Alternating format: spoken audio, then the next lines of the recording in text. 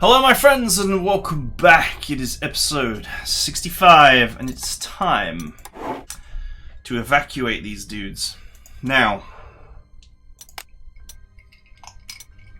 before I forget, let's upgrade my self-repairing tanks to Tiger 1s. Oh, I've got 80 of them now. Looks like I've gotten another batch.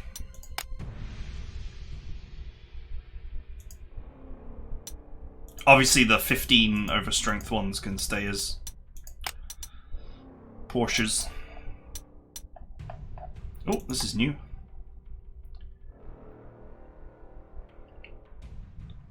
Only costs 3 slots and has really good defense for 3 slots.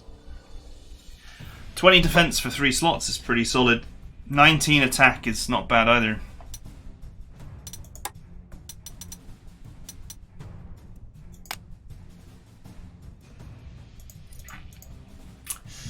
Okay.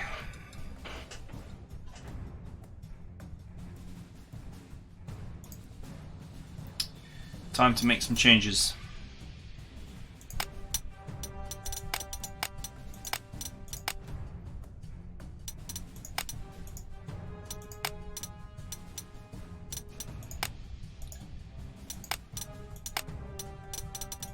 And away you go.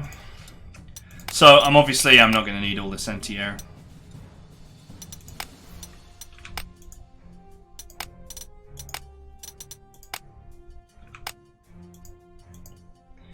These two will be more than enough. We also have not really very far to go. We have, let's say, 5, 10, 15, 20, 25, 30... 35, 40, 45, let's say 45 tiles to travel and 24 turns to do it in. So that's a pace of 2 tiles, which is going to be very easy to achieve.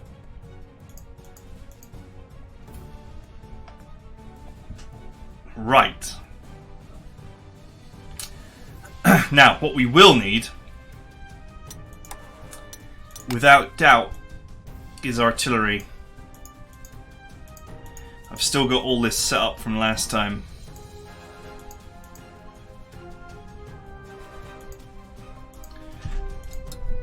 So, let's shuffle these boys in.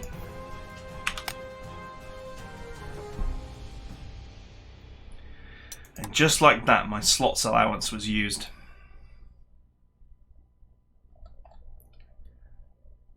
So, these guys are obviously going to offer all the protection I require from enemy assault.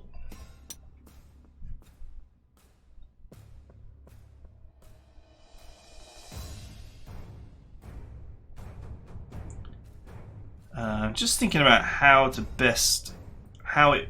I would best organize the artillery to defend my dudes.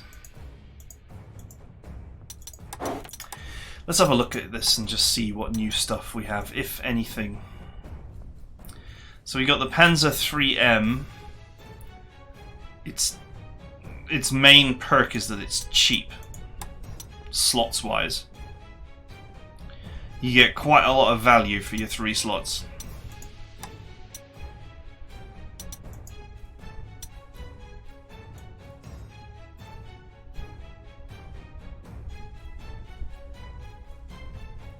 Uh, 7.5 centimeter pack 41. But I'm not going to want anything that's not portable.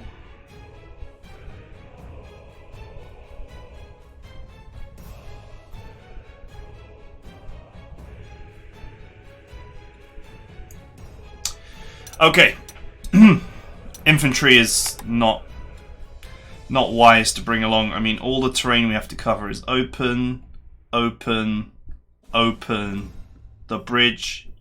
This village and this bridge are about the only non-open thing, and then we have a small town here. So, once again, infantry would be a pretty big liability on this map.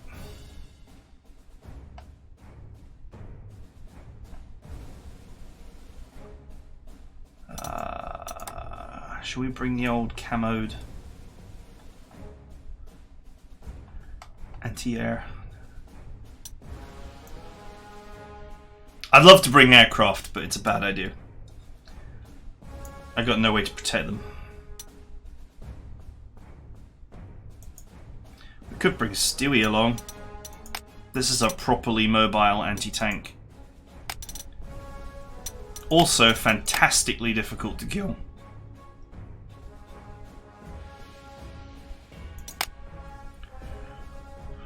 "28 hard attack and 20 ground defense. Pretty brutal. Can only move 4 tiles a turn though, but that's more than adequate. The only thing is that artillery won't defend it. So it needs readiness, but I would almost prefer to have self-repair on it.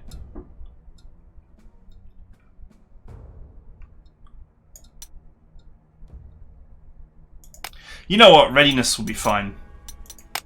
That makes for an excellent wall that cannot be hurt.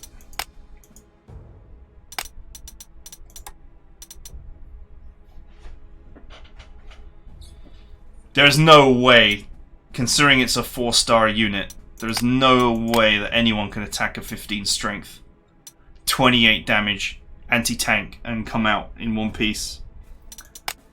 And 20 ground defense is more than sufficient to say no to any infantry attack. The only possibility for damage would be artillery. If it gets damaged, we just have to repair it, you know, next time. The next time we deploy it, we'll just have to repair it.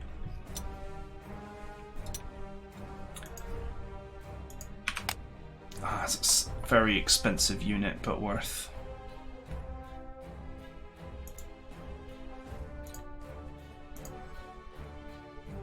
This is my other self-repairing tiger.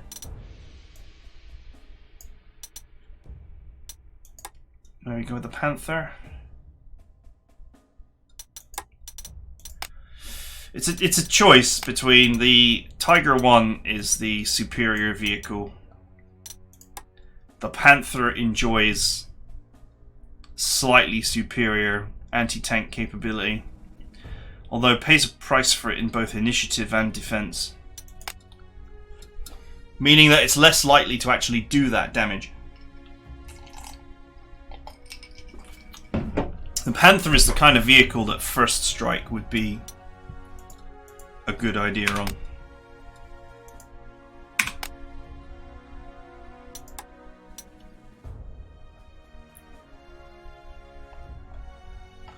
Okay.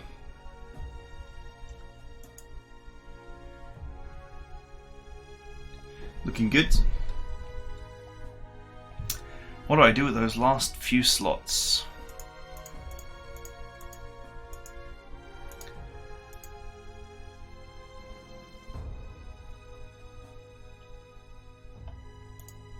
How many slots are these costing me?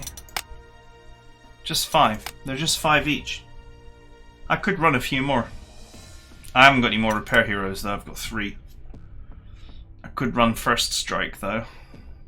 On Porsches maybe, just in case they take damage. Or I could spice up my reconnaissance. Or I could just run another artillery.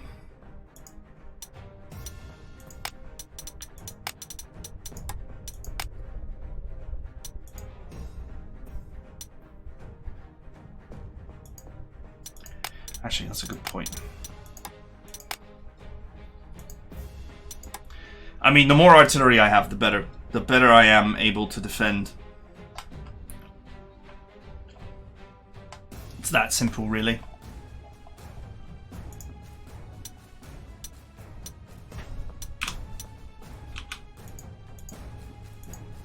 This is quite the expensive bit of kit. Still no Hummels. Sad times. When the Hummel finally arrives, of course, it's going to be many maps before I have enough of them as well.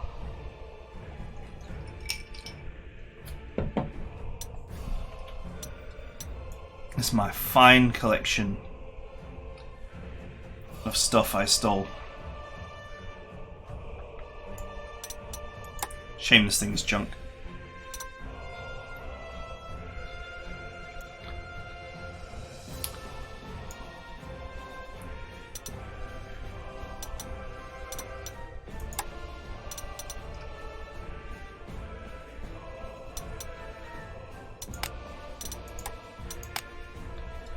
Let's take this one. And I have one other hero that's quite potent. It hasn't been used for a while. It's my friend. Down here somewhere. Rapid fire 1.5x.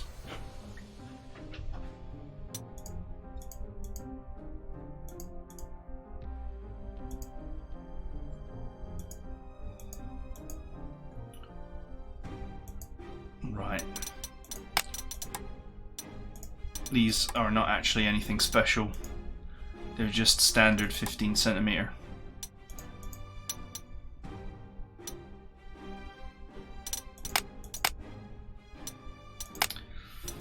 Oh, I took away his veteran stripe. Feels bad.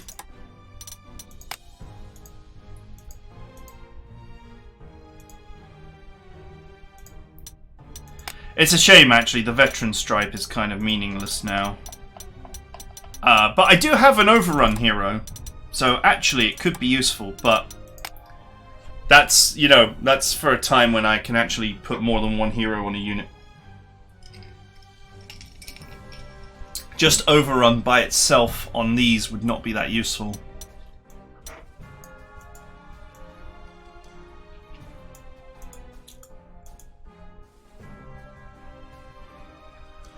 Okay, plenty of artillery, tanks, and recons. And once again, I wouldn't bother bringing infantry, but it's free.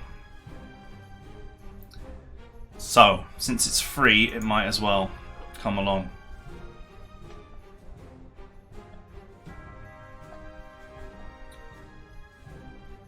I think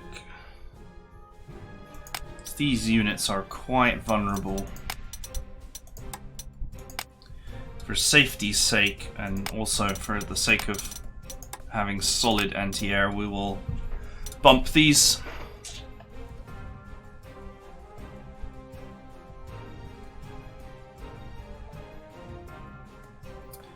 Right.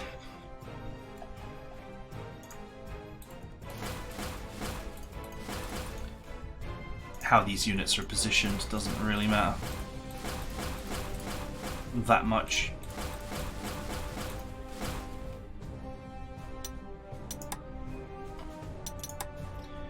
It does not really matter that much.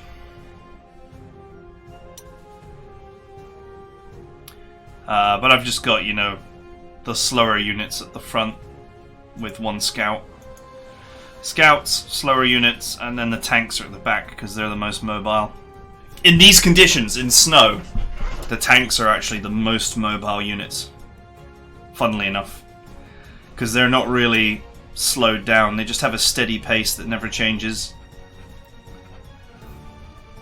The wheeled stuff really suffers. Okay, that's it for deployment. All I'll do really is I'll just ball these guys up, make sure that they are protected with artillery at all times, and push forward. See if old Stewie here can get some kills.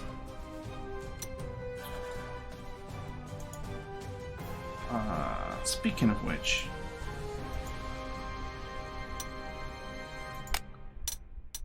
actually, I'm gonna switch this guy to readiness. Actually, readiness kind of sucks for these. But fine, whatever. It's what I've got. I'm going to give Stewie first strike so I can use it offensively as well, without any fear of reprisal. Because let me tell you, this boy is going to obliterate people. Okay. Alright, that is it for deployment for, what's this, Operation Blut. So I hope you guys enjoyed it, and I'll see you guys next time.